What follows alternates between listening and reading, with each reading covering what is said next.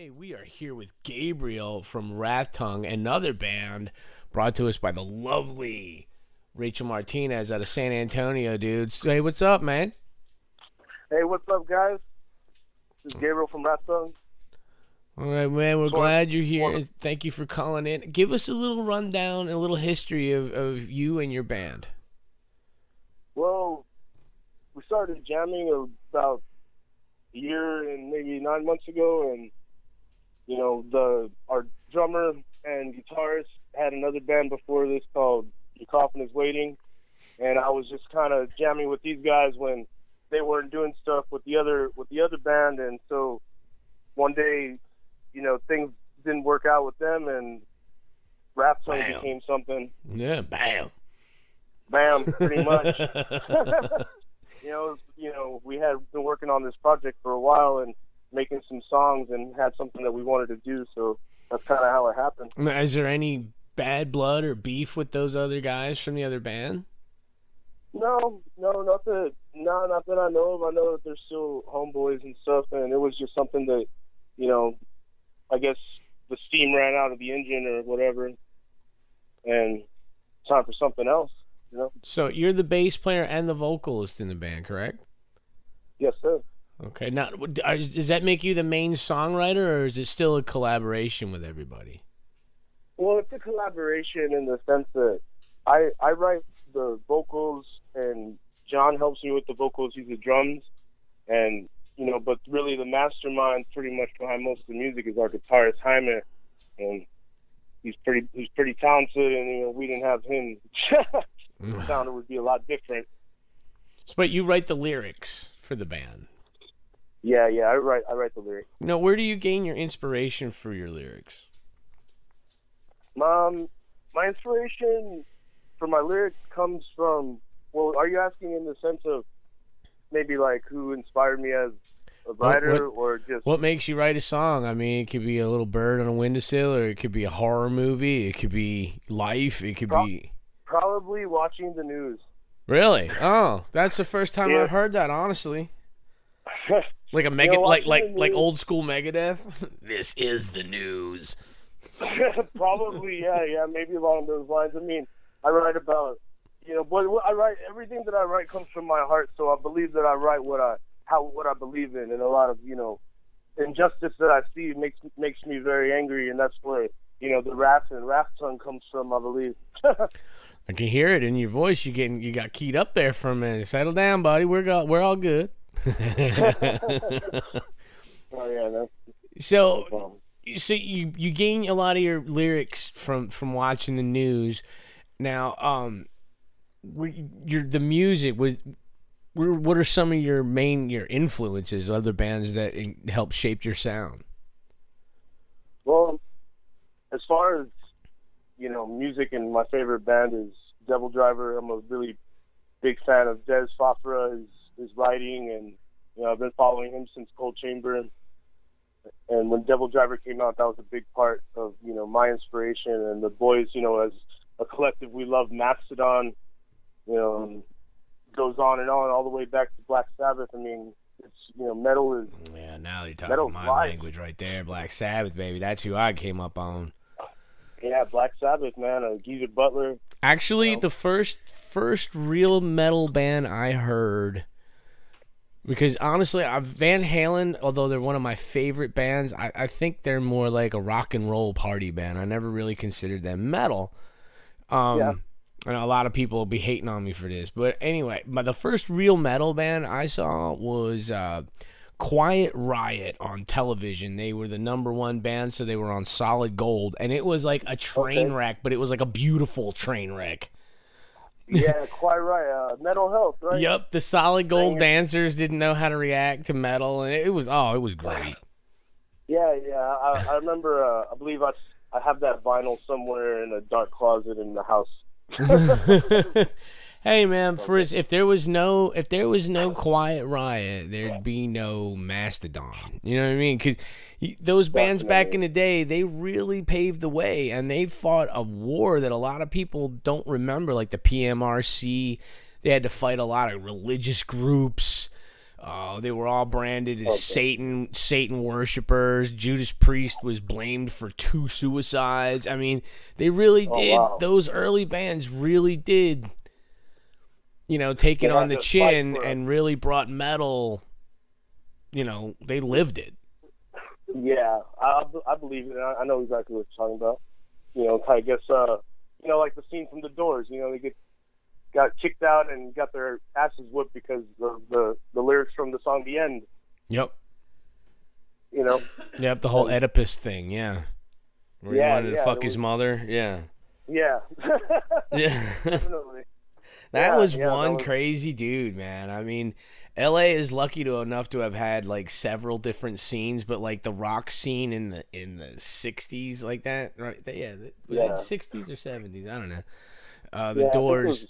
On that time. And then again in the 80s with the hair glam metal, that bands like Rat and Quiet Riot. Like later on in the late 90s, I ran into a lot of people in Seattle that were in the LA spandex scene, and they were like, dude, if you didn't have the teased hair and the spandex and the lipstick, you didn't get a gig. That's just how it was. You had to dress like that or you didn't play the strip. Wow, yeah. And if you didn't play the strip, why are you in the game in 1982? You know what I'm saying? Definitely, yeah. And we definitely want to get out there a lot more and play a lot of shows because if people don't know you, they're not going to listen to you. And basically, you just got to get out there and get them one customer at a time, I suppose, live. Grassroots, man. That's the way to do it right there. The best advertising is word of mouth because it's honest. Definitely. You don't pay for that. It's the hardest to gain and it's the easiest to lose, but the longer you can keep it, the more street cred you have, and that's some shit that nobody can take from you, and especially in the metal world. Oh, definitely.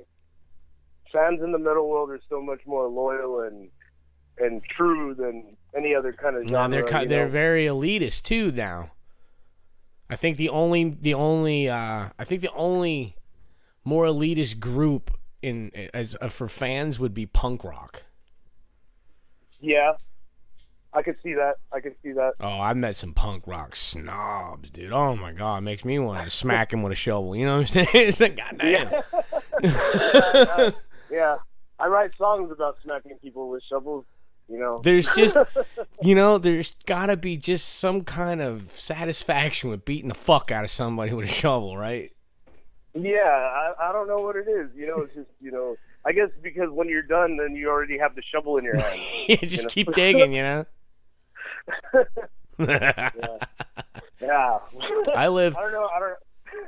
I live next to federal land. To get away with on this. Well, I live next to federal land. I can hide a body for a certain amount of money. Hey. So we have to talk about that off the air, though. You know what I'm saying? Yeah, I know what you're saying. So tell me about the San Antonio scene there, like what you've experienced playing shows in San Antonio. Well, San Antonio's always been a rock and roll metal town, so we've always had, plenty of places to go to look at, to see some live metal or some live music, rock and roll definitely. But I guess now it's gotten to be to where I don't think it's as potent as it used to be. But there's still a lot of talent out there, and it's just... I'm telling you, I've seen... Ear to the street. A lot of bands that Rachel have sent me. I've like 20-some now. Man, they're all... Yeah. All of them are pretty top-notch. Damn. Some of them are young bands, and some of them are veteran bands, but, man, they're all top-notch. And, we've gotten a chance to play with a bunch of different bands, like Pigweed. They're really awesome. We played with them... show with Head PE, along with the band Fixed It. I know you did an interview with Fixed It before. Oh yeah, those guys are great. We've had the pleasure of working with a bunch of other guys, like Ammo for My Arsenal, Cauterize, other bands from here. Everybody's pretty talented, and it's pretty. You see that there's going to be competition, everywhere, but for the most part. Since it is metal, everybody has a lot of love. When you say competition, what are you talking about? Like competing for like gig slots or battle of the bands? What's going on? Well, I don't. think like competing for gig slots or battle of the bands as much as just competition for people's ears, you know, because everybody's going to have their own cup of tea that they want to listen to. And, you know, sometimes people don't give other people chances, you know, and so basically it's about the airwaves and the people that we can possibly get to. And, you know, everybody you know, whether you like it or not, people are going to want to listen to something more than something else. So you want them to listen to you, so we want them to listen to us. Right. Well, I think some bands and fans need to understand that it's okay to like more than one band. You don't have to. Oh, yeah, definitely. And that's something that, you know, that you learn with the love of music, you know, definitely. So, you know, to have respect, and everybody's an artist, and everybody's out there. We're all just trying to do the same thing, trying to, you know, get at the same piece of meat or whatever, however the saying goes. I just like to entertain people. You know what I mean? I just like to especially make people take their mind off of their troubles for a little while. You know what I mean? I'm not trying to preach to nobody. I'm not trying to tell nobody nothing political, or, you know, I believe what I believe and, you know, this, that, and the other thing. But I just really like to take people's mind off their fucking bullshit for a few hours, you know? Oh, definitely, man. Like, you know, when people come, you know, after we do a gig or something, and people come to me, and they come to me or the other boys, and they're just, you know, giving us props or whatnot, and it feels good because you can tell that what they're telling us is sincere, you know. So I guess that goes with what you're saying. You know, you make somebody feel good, even if for a few minutes.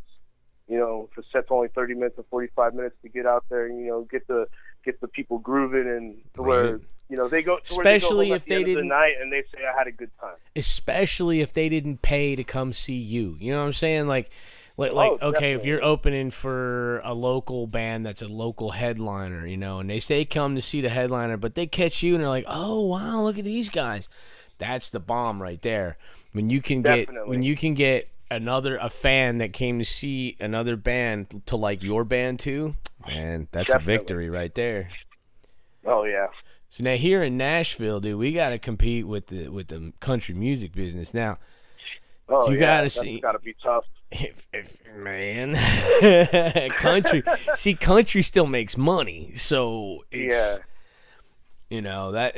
But here in Nashville, it's like all the guys who play country for a living, they play metal on the side too. You know, it's like, right. Hey, I saw that bass player in like Da's band on TL, you know, the country station. Like, you know, now he's playing, you know, banging his head. Yeah, it's fucking great. I'm leaving. I had to edit myself because I don't know who I can talk about and who I can't. You know, that was actually about somebody specific, but I couldn't give no clues. You know, so. But that's how it rolls here, man. You know, like, in fact, on the country station, the TV station there, if you look, maybe not the singer, maybe not the guitar player, but look at the roadies or maybe the drummer. They're wearing like Iron Maiden T-shirts. You know. Yeah, definitely. That's cool. Yeah, I know a couple guys that play in jazz bands and Hano bands and stuff, but they're all about the metal when it's not time to work, you know. See, one thing that people in the country, especially the outlaw country, and the like the outlaw metal, the Pantera type fans, you know, they don't realize yet completely that they all do the same shit. They all love to raise hell and barbecue and drink beer and get rowdy. But once they realize, once there's a band that can unite those two, forget about it. Yeah, definitely. I feel absolutely coming from on that. So, now tell us what's in the future for you guys. You guys have been playing some gigs, recording a record. So, tell us what's coming up in the near future for you guys. Well, as far as near future is coming, we got a couple of gigs coming up next month, and we're just going to keep on scheduling them. And we're working on releasing our first few shirts coming out soon. There you go. We're going to try to have the record, at least the EP, done by the end of the year, go out mass production. Well, if you don't have a mixing and mastering plan, let me tell you, I get a lot of submissions here, and I can hear what the artists are trying to do. They're just not getting it done because they're forgetting the whole mixing and mastering stage that you really... Definitely. So if you don't have a mixing and mastering solution, get with me off the air, and I know a bunch of people here in Nashville that I would love to recommend to you. Oh, definitely. That'd be amazing. I mean, we'd love that. I mean, you can get Nashville production. You know what I'm saying? yeah. That you don't get any better than that. No. And basically, wherever you recorded, like in a studio wise, and you pay to get it mixed and mastered, chances are it's coming here anyway. Oh yeah. At like 30% markup. So might as well just go to the source. Yeah, I've been here 20 years. I party with many a studio owner, so I can get you some pretty good deals. Hell yeah, that'd be great, like, man. Hey man, I got this band I need you to mix and master. He's like, oh, it's gonna be this amount of money. Hey, remember that hooker with that mountain of meth? He was like, all right, man, I'll do it for free. Yeah, definitely. I know some Nashville dealing, baby. So yeah. I know. I think that's kind of like what do they call that? The $10,000 handshake or something like that. Here in Nashville, when you go out and you meet people, since so many people come here every year, that you'll stumble on the people that have lived here and worked in the business, and then you can always tell the new people because they're like new puppies. They're like, yeah, you know. And then so when one of the first things in the first few questions when you meet somebody new here that's in the business, they'll be like, so how long you lived in Nashville? And if it's anything under 5 years, or like, all right, man, well, you have a good one, man. I'll catch up to you later. You say, yeah. oh, I've been here 7 years. Like, oh, okay, well, have your people call my people and we'll get some shit done. Oh, okay. That's how it is. I mean, I tell people, they're like, man, I've been here 20 years. I should be asking you how long you've been here. Oh, no shit, right? So, okay, well, tell everybody that's listening how they can get in touch and how they can discover Wrathtongue. Tell them all your internet and social media presence.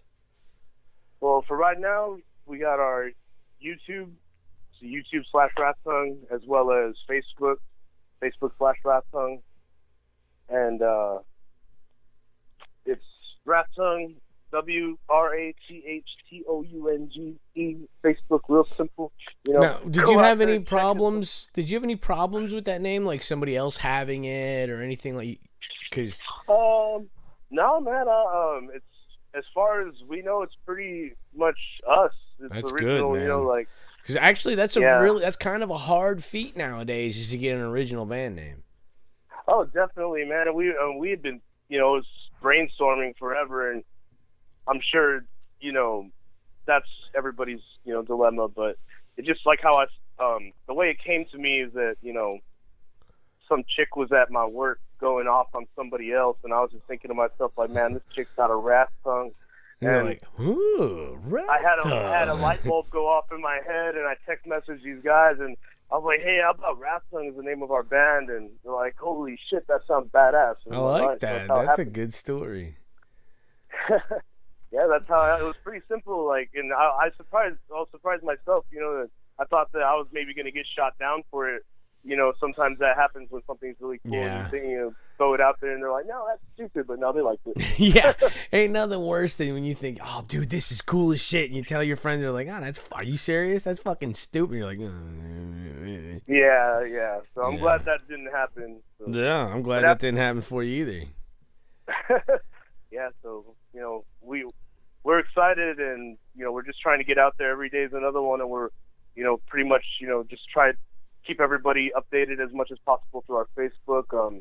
We'll be launching some other things soon, like SoundCloud and Twitter page and stuff like that, if people are more into those kind of venues, because we want to get out there as much as possible. Yeah, if you Twitter MySpace, I'll Google all over your Facebook. That's fine. It sounds dirty, though. Yeah. It sounds whatever. Dirty. If you want to, you want us to do another show, that's fine too. I accept. We're some fun-loving guys, man. Whatever you want, whatever, dude. Excellent, man. So, out of all the gigs that you've played since forming Wrathtongue, which one stands out in your head and why?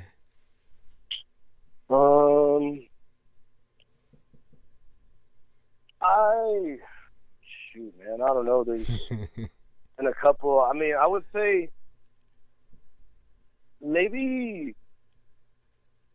the one that we did with Head PE, because that was they're a pretty big band, I mean, or, they're nationally recognized band, they tour all over the place, been around for a long time, and, we got to play. We didn't open, we opened, and Pigweed played after us, and then, Head PE, but we're on that bill, and Fixed played with us also, and that was, I think, pretty, intense for me, because I had never played for anybody as big as, Head PE. Oh, that's awesome. And so, gigs, you have any gigs booked coming up, or you're in the process of doing that now? No, we have a couple in June. I believe we were playing with Jessica Kill. I know you know Jessica Kill also. Yep, they're awesome. They're coming up on my show this Friday. Yeah, we played it actually a couple of weeks ago for them, for the birthday party, for Jessica's birthday party. That was awesome. Oh, Rachel was there for that too, man. I remember she told me that was pretty wild. Yeah, I want to say thank you to her, because, if it wasn't for her, we wouldn't be here. So thank you to Rachel. She was amazing. And if Rachel is the gatekeeper. If you want to get on the Bearded Clam Show, you got to go through Rachel Martinez. That's just how that works, because she is so organized with it. I wouldn't get half of these done if it wasn't for her. I would be like, when I was on my own, I'm like, all right, I just probably not gonna interview nobody no more. But now she picked it up. Awesome. She started scheduling these things on the regular. Boom, boom, boom, boom, boom, boom, boom. Now we have a whole series. I mean, she's really incredible, and I can't wait till she gets here, because she's coming out here to visit, and we're gonna have some good times. Oh, and, that's awesome, man. She's awesome, and if it wasn't for that show that we played, probably we also wouldn't be on your show. So you asking me about shows that stick out in my mind. That birthday party was actually really awesome too. It's like what I can remember of it. It was great, dude. Actually, that's one that I actually could remember, because I had to be at work like at 10 in the morning the next day. So oh man, I had to behave myself, but it's cool because I haven't gotten drunk and acted like an ass as the singer of the band yet. So there you go, you guys. I still got a couple of cards to burn. With that one. You know what? Keep them in your back pocket until you make enough money to bail yourself out of jail. That's what I was thinking. Don't be a burden to the band.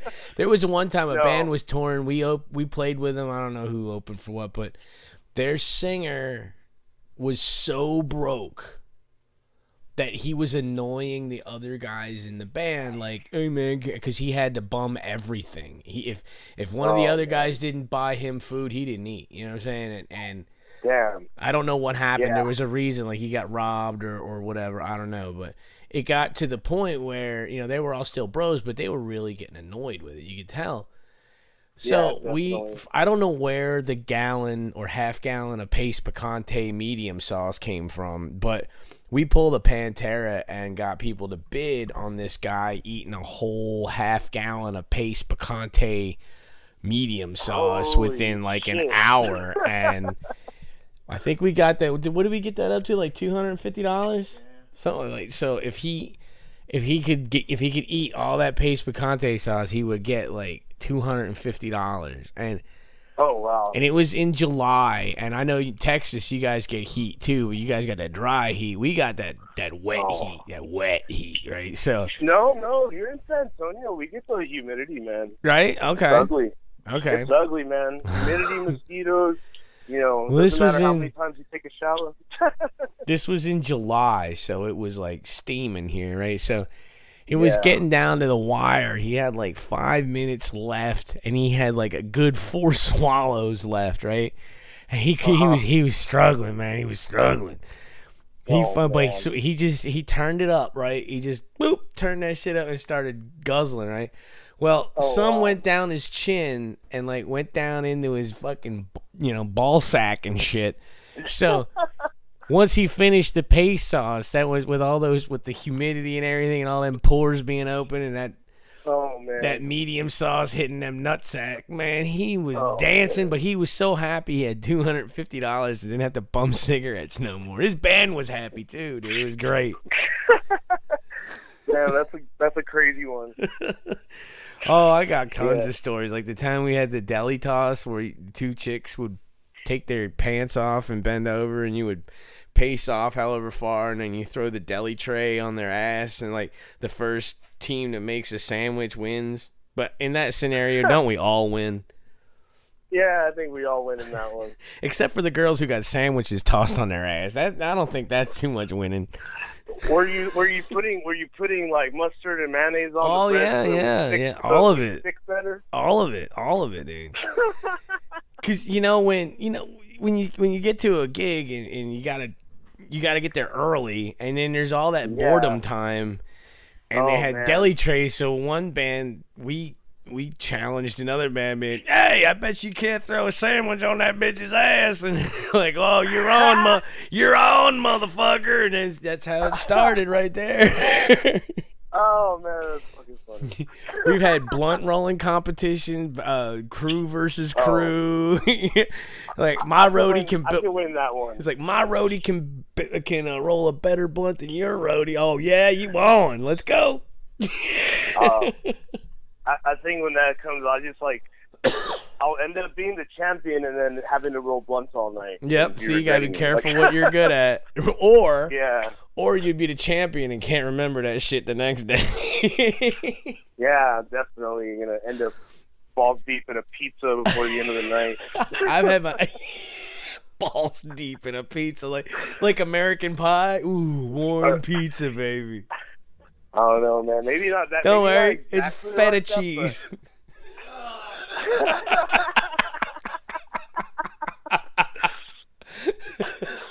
I like goat cheese more, but feta's good, all right.